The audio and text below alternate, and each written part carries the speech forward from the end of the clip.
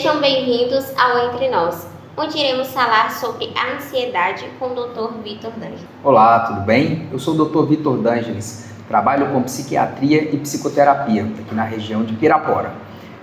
Estamos aqui com o programa Entre Nós, onde a gente vai estar discutindo temas do cotidiano que são comuns para todos, de uma maneira leve, onde a gente consiga entender um pouco, desvendar os mistérios da mente, para a gente viver um mundo cada vez mais leve. Doutor, você poderia explicar o que é ansiedade e se existe algum outro tipo de ansiedade? Sim, ansiedade é algo comum do ser humano. A gente precisa disso para mover a gente. A ansiedade, ela está prestes quando vai acontecer algo de grande importância. A gente vai fazer uma prova na faculdade. A gente precisa ter uma ansiedade para se preparar, para ter aquela adrenalina de estudo. Ou quando a gente vai viajar, aquela expectativa de preparar as malas, como é que vai ser o percurso, o trajeto, vou de carro, vou de avião, aquela energia, aquela alegria, aquela aflição, aquele frio na barriga, é gostoso. Quando passa disso, que não são só esses sintomas, né? Essa euforia que começa a tremer, sentir dor na barriga, diarreia, vontade de vomitar, tontura, dor no peito, não conseguir ir, aí a gente considera como um transtorno de ansiedade. Aquilo que impede a gente de fazer as coisas, quando tem uma repercussão na vida, entende? E quando que ela começa a se tornar preocupante? Justamente quando atrapalha a rotina da gente. Aquele ir para a escola, eu não consigo mais ir com tanta leveza. Quando eu preciso me esforçar muito, quando está difícil, quando eu preparo para apresentar um trabalho, eu não consigo ir, não consigo nem sequer chegar no lugar. Quando eu estou preparando para uma viagem para o exterior e eu não consigo nem pegar o avião de tanto medo, de tanto receio. Então, quando tem repercussão na vida, nas atividades, aí a gente olha como uma questão preocupante, que a gente precisa de um cuidado maior. E teria tratamento? Temos tratamento sim. Ansiedade, como os outros transtornos da mente, a gente tem que identificar o que pode estar causando. Talvez pode ser algum trauma do passado que causa esse gatilho. Talvez eu sofri um bullying na escola, algum tipo de abuso. Então são coisas que podem causar gatilhos na vida futura desse paciente, ou adolescente, ou criança mesmo, ou na vida adulta. Então esses gatilhos podem desencadear incapacidades futuras. Um bullying que sofreu na escola pode fazer com que essa pessoa não consiga apresentar um trabalho na faculdade. Mas aí, apresentar uma proposta de trabalho numa empresa, então isso impede o gatilho lá da infância de um bullying sofrido. Quando a gente começa a identificar de onde veio, fica mais fácil para a gente conseguir curar ali adiante, enfrentar esse obstáculo. E quando seria o momento certo de procurar ajuda? Quando a mente dói, quando a gente não consegue seguir, quando está difícil seguir, é o momento de procurar ajuda. Primeiro a gente tem que ser acolhido dentro mesmo, para a gente conseguir seguir. Aí nisso a gente pode identificar os fatores, entender um pouco da rotina, para a gente organizar uma melhor maneira de seguir sem dor. O senhor acredita que a rede social ela pode causar algum certo tipo de pressão emocional? Com certeza. A rede social hoje é onde a gente mais convive, né? Parece que até mais que na nossa casa. Sim. Então, é um misto, talvez, de realidade, ficção, mas aquilo que a gente vê ali é um momento, um clique, um vídeo curto, né?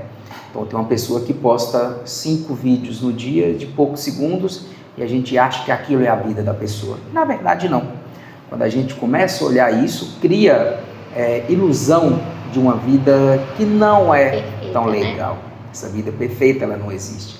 A vida perfeita é a nossa, aquela que a gente consegue sobreviver, aquela que a gente consegue acordar, seguir, fazer as coisas nas nossas limitações, entendendo onde a gente quer chegar. Então, pegar a vida do outro e trazer para a gente, como se aquilo fosse um exemplo, causa dor, causa angústia e faz com que eu não consiga superar essas expectativas não reais. Então, a comparação, ela também pode gerar ansiedade, né, no caso? Com certeza. Quando a gente compara com o outro, a expectativa do outro é dele. Não tem como eu viver a realidade do outro. Então, eu tenho que entender até onde eu posso chegar. Eu tenho que criar expectativas reais com a minha realidade. A partir daí eu posso criar outras expectativas. Então não tem como eu querer viver a sua vida sendo que ela é sua, é única. E pensar demais poderia adoecer a mente também? O pensamento ele é mágico, ele é fantástico, né? Ele pode levar a gente tanto muito para cima quanto muito para baixo. Então a gente precisa entender, se é um pensamento de otimismo, de melhoras e direcionado para um crescimento, para um bem maior e melhor, é interessante. Se for um pensamento que é desnorteado, que pensa em várias coisas ao mesmo tempo, eu não consigo agir, não é interessante. Da mesma forma, um pensamento negativo, pessimista, de coisas que não vão ajudar tanto, só remoendo, não é interessante também. E a ansiedade, ela pode gerar algum tipo de crise de pânico? Pode sim. A ansiedade e o pânico, eles estão muito associados, né? O crise de pânico é aquele desconforto, aquele eu não consigo, aquela dor no peito, aquela falta de ar, a sensação de respirar e o ar não entrar, está faltando fôlego, eu tenho que ficar em pé, tenho que abrir a janela. Então isso aí é uma sensação de falta de ar, mas não necessariamente uma dispneia de um paciente com uma crise de asma, uma crise respiratória grave, né? Então essa crise de pânico, do tremor, do desmaio, da tontura, diarreia, vômito, são sintomas que podem estar presentes no momento curto com muito desconforto para o paciente. Tem paciente que tem a sensação de morte, é algo muito grave, muito desconfortável para o paciente.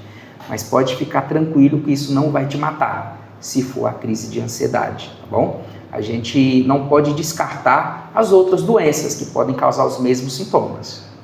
E toda pessoa ansiosa, ela precisa de medicação? Não necessariamente. A ansiedade precisa de um cuidado se ela estiver causando repercussão na vida dessa pessoa, dessa criança, desse adulto, desse adolescente. Mas o medicamento é mais uma ferramenta que a gente tem. A gente pode usar a questão de terapia, a gente pode colocar os hábitos saudáveis, né, que a gente sempre coloca. Atividade física, uma alimentação balanceada, equilibrada, a espiritualidade precisa ser trabalhada. E o remédio é mais uma alternativa, não necessariamente a única. A terapia, a psicoterapia, para a gente entender um pouco esse processo e melhorar esse entendimento do desconforto. Existem muitos pacientes que ainda sofrem em silêncio por medo ou por vergonha de procurar ajuda? Sim. Provavelmente o trauma que causou isso é difícil para a gente acessar.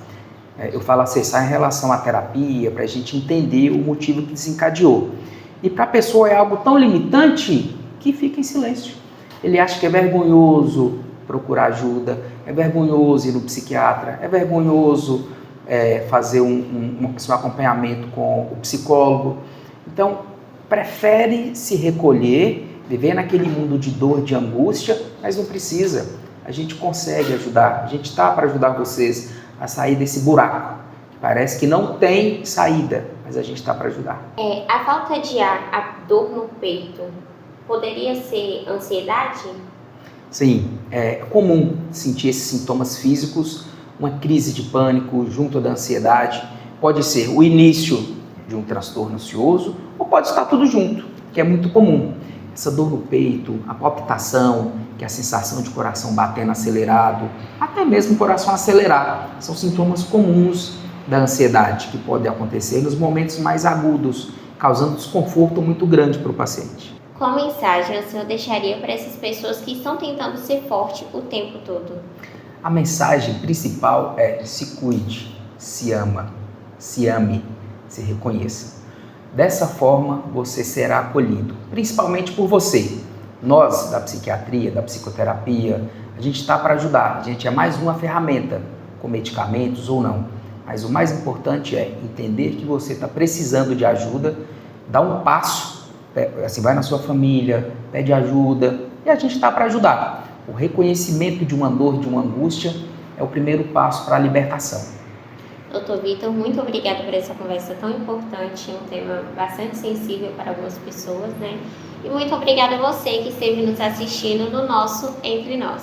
Eu que agradeço a oportunidade de estar aqui com vocês, um programa de extrema importância para a gente esclarecer muito para a população. E a gente está à disposição, já já teremos novos capítulos.